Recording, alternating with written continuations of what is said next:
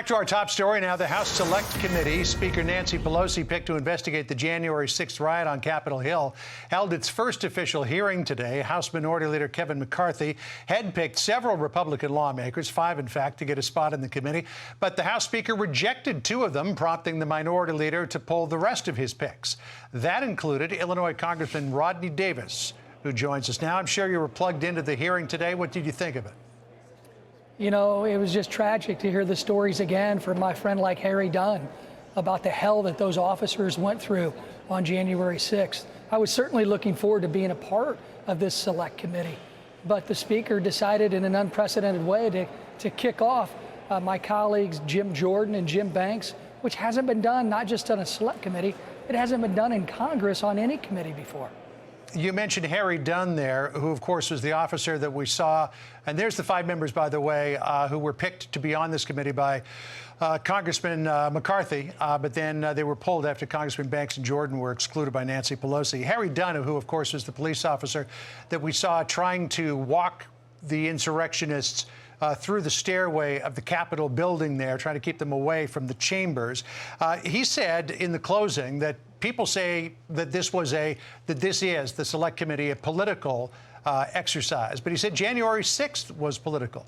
And he also said it shouldn't be that hard to tell the truth. You pointed out Harry Dunn is a friend of yours. I've seen pictures of the 2 of you embracing each other in past occasions. Actually, you know, we do have the sound, so let me play that for you. Come right back to you, Congressman. There's been a sentiment that's going around that says everybody's trying to make January 6th political. Well, it's not a secret that it was political. They literally were there to stop the steal.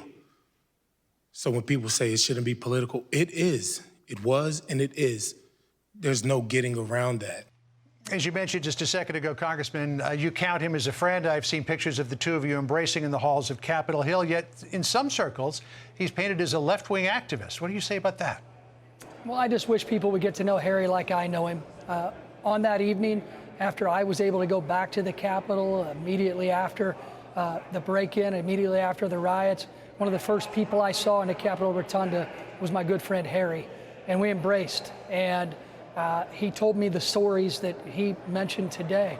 But my goal and my charge here in this Congress as the ranking member on House Administration, which has jurisdiction over the Capitol Police, and what I wanted my role to be on this committee, was to make sure that Harry Dunn and the brave Capitol Police officers that saved my life on a baseball field and my friends just a few years ago should never have been put into this position in the first place. We need to ask why the security posture was not there, and that shouldn't be political, and it's something that I've been asking since January 6th and, frankly, even before.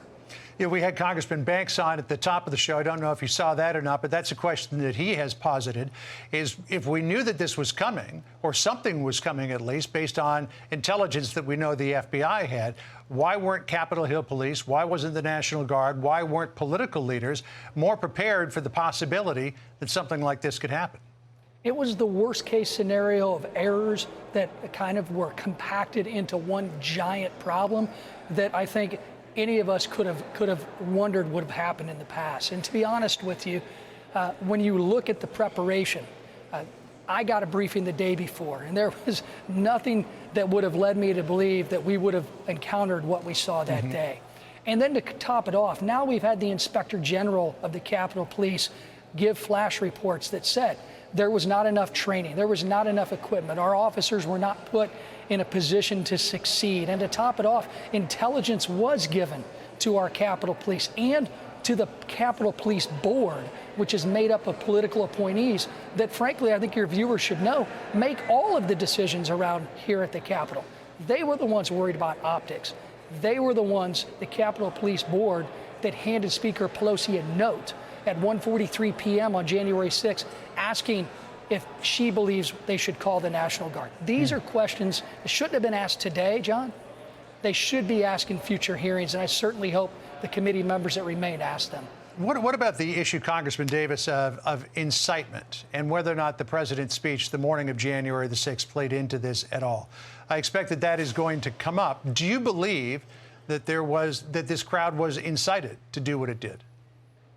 Listen, of course it's going to come up. Of course, the Speaker has decided to put together a committee that's 8 Democrats and now 2 others that were appointed by Speaker Pelosi.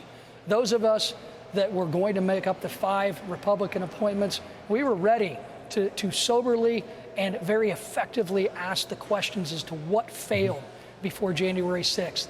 And unfortunately, I don't think we're going to get them to ask those questions because the chairman of this select committee has said the only questions off limits are Speaker Pelosi-related questions. Right. It's wrong. It's not going to help Harry and the rest of the folks. I'm pretty much out of time, Congressman, but I just want to ask you very quickly about what you just said there. You said 8 Democrats and 2 others. Congressman Kinzinger and Cheney are members of the Republican caucus, but yet you refer to them as others. Why is that? Well, they did what I wouldn't do. They accepted appointments from Speaker Pelosi. Speaker Pelosi knew what she was doing. We had a chance at a bipartisan commission. I wrote a bipartisan commission bill in January that every Republican voted for as part of a previous question.